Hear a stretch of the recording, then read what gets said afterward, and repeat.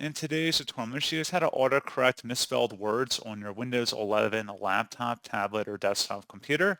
So this should hopefully be a pretty straightforward process here, guys. And without further ado, let's go ahead and jump straight into it. So all I have to do is open up the search menu and search for settings. Best result, you come back with settings. Go ahead and open that up.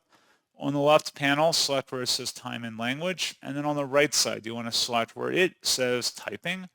On the right side where it says highlight misspelled words, you want to toggle that to the on position, as well as for autocorrect misspelled words. So the autocorrect is the primary setting for this tutorial, but if you want to highlight misspelled words, you can toggle that on as well.